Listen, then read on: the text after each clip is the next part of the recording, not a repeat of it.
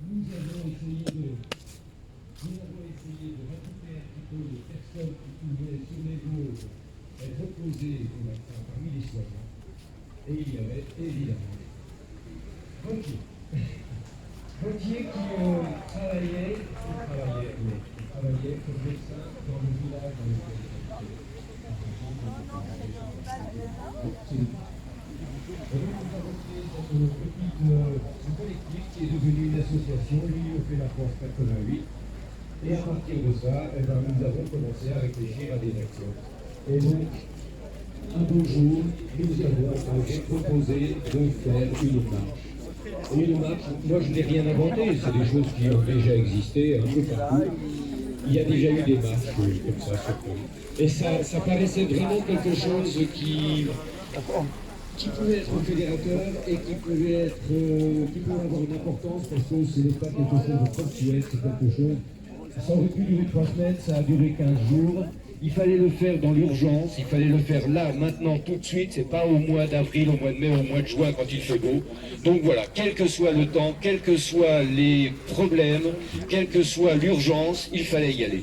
Et je dirais que grâce à une équipe extraordinaire, Gauthier a été tout de suite dans la danse. Il y a eu tout un ensemble de personnes. Il y a des personnes qui sont venues marcher. Il y a toutes les personnes qui nous ont aidés sur la marche. Il y a toutes les personnes qui nous ont aidés sur place. Je pense à Fanny, je pense à Pascal, je pense à tous les gens qui ont travaillé sur l'informatique. Et évidemment, il y a tous les marcheurs, ceux qui sont venus avec nous, qui nous ont rejoints pour un jour, pour 2 jours, etc. Tous ceux qui nous ont offert de l'aide, qui nous ont accueillis, qui nous ont hébergés. Et c'était vraiment des moments extraordinaires. Voilà. Ouais. Merci à vous. Alors effectivement, dans l'idée initiale de Marc, on s'est un peu emballé. On a dit, oui, une petite marche, pourquoi pas aller à Paris. Oui. Mais pourquoi pas autre chose encore? Pourquoi pas essayer de faire une marche des 4 coins de la France? Alors c'est vrai que les conditions étaient difficiles puisque on voulait arriver le 14 novembre, date où théoriquement se terminait le pass sanitaire. Je dis bien théoriquement parce que franchement, on n'a jamais pensé que ça serait comme ça. On pensait bien que ça allait se prolonger. Mais ça fait rien. La date du 14 était prise. Alors, allons-y. On fait une équipe. On essaie de contacter tous les gens qu'on peut contacter en France pour démarrer quelque chose, pour démarrer des actions. Alors, pourquoi faire? Eh bien, pour essayer de discuter avec la population, essayer de les faire se questionner, leur montrer qu'il y a d'autres informations que celles qu'on veut bien diffuser dans les médias mainstream, et vraiment les aider à se questionner. Et puis aussi, solidariser.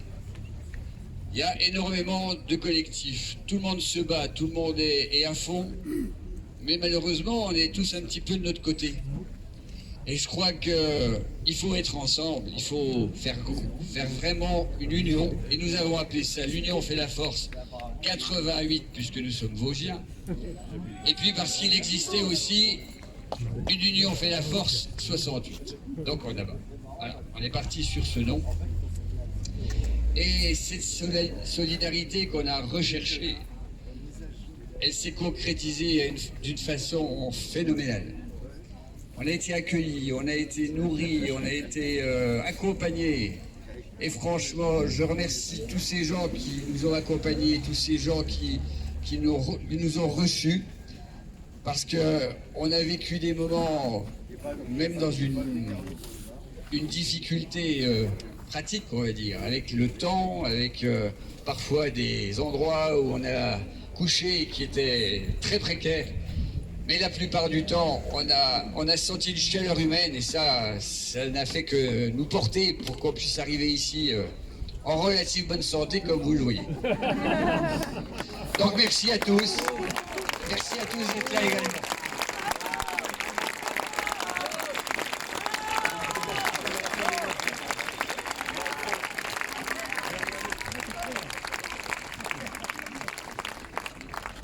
Donc pareillement, donc moi je viens des Hauts-de-France. Donc je remercie tous les ch'tis qui sont présents.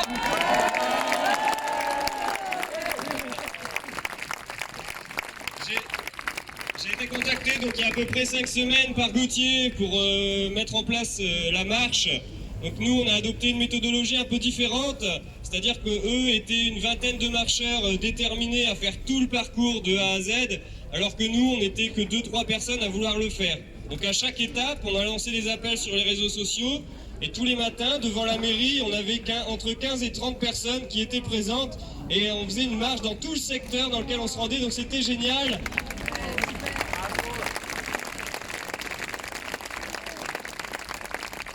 On a vraiment rencontré des personnes formidables et on est allé à la rencontre des gens. Pour information, c'est ce que je disais tout à l'heure pour ceux qui m'ont entendu.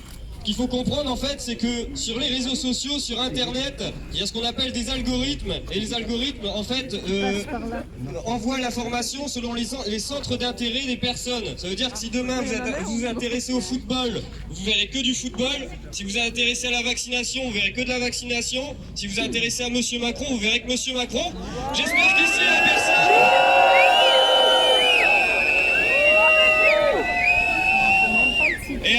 Pour la petite astuce, donc nous on est allé à la rencontre des gens, leur amener donc des dépliants avec des informations pertinentes qu'ils ne voient pas à tire-larigot dans les médias mainstream, mais pourtant que des collectifs d'avocats, de médecins rabâchent depuis 1 an et demi. Ça, la population n'en a pas conscience en fait. Il faut bien penser à ça. Et également dans les petits villages, il y a beaucoup de personnes âgées qui n'ont pas internet et qui passent leur vie devant BFM Télé à se faire laver le cerveau. Donc c'est important aujourd'hui de retrouver du lien social, d'aller à la rencontre des gens et de ne pas mettre les vaccinés et les non vaccinés d'un côté parce que ça ne rime à rien, c'est un jeu d'opposition qui est parfaitement créé par le pouvoir en place. Parce que ces gens actuellement qui sont au gouvernement connaissent parfaitement la psychologie des foules, c'est-à-dire qu'ils savent parfaitement comment les gens vont réagir à telle ou telle information ou à tel stimulus. Quand on bombarde les gens toute la journée avec des messages comme quoi il y a un grand danger qui est présent et que seule la vaccination va nous sauver, et ben ça, à force de le rabâcher toute la journée, ça rentre dans la tête des gens. Je vous laisse discuter un petit peu avec vos amis, vos proches, qu'est-ce qui se passe aujourd'hui? Les gens voient la Covid partout. Il faut savoir que la Covid, les symptômes généraux, c'est quoi? C'est le rhume, l'état grippal, le mal de tête et dans de très rares cas, une maladie grave. Et quand c'est une maladie grave, ce sont des personnes qui ont des comorbidités. D'accord? Donc les gens aujourd'hui qui pensent que la Covid va tuer tout le monde, c'est totalement faux. On dirait que tout le monde a oublié qu'ils tombaient malades tous les ans. C'est quand même dingue. 65% des décès sont dus à des comorbidités. Et l'âge moyen des décès, c'est entre 80 et 85 ans. Il faut savoir que l'espérance de vie en France est de 83 ans. Donc je laisse tout le monde se poser les bonnes questions. Malheureusement, ce sont des gens qui arrivent en fin de vie, ils étaient malades, malheureusement ils décèdent. Par contre, ce qu'on aurait pu faire, c'est les soutenir, les aider. Les traiter. Depuis 1 an et demi, qu'est-ce qui s'est passé? Qu'est-ce qui s'est passé depuis 1 an et demi? On a confiné les gens pour une raison qui était tout à fait inacceptable. On nous a masqués. Ensuite, on nous a interdit de ne pas accéder à certains lieux sous réserve de ne pas avoir un pass sanitaire, ce qui est totalement discriminatoire. Ensuite, on a mis la pression aux soignants. Les soignants pour qu'ils soient vaccinés. Alors il y a 1 an, on disait que c'était des héros, qu'ils allaient sauver toute la France. Et arrivé là, qu'est-ce qui s'est passé? On a dit, bah, si vous n'êtes pas vaccinés, vous n'avez plus le droit d'exercer. Donc c'est tout à fait anormal. Et on se battra jusqu'au bout pour les soutenir. Bravo!